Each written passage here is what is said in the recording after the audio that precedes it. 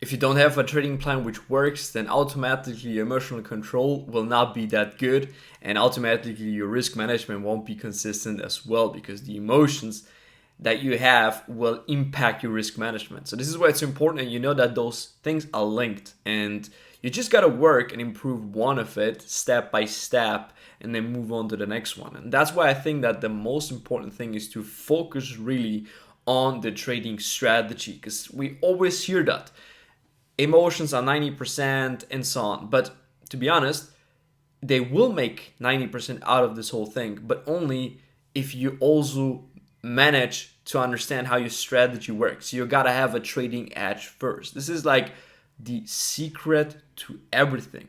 You gotta have that one trading strategy which works. Then automatically, while you're gaining experience, you're going to improve your emotional control. When you're going to increase that, your risk management will be also on point. So it's going to come automatically in a very natural way. But people just can't see that, because if nobody's telling them this kind of thing, that this is how it works, and I think there are only a few people who understand this thing, then it's for you almost impossible to really succeed here, because it's got kind of like you're planting a seed, right? And you always gotta put water on it and just give it the time until finally you will have a flower there. And many people, they don't see that something grows out of the earth, so they just go away, right? They just skip, they give up on it. But that's how it works. And until that one flower will really come out, that might take, as I mentioned already here, a few years. So don't compare yourself at the end to social media, my friends.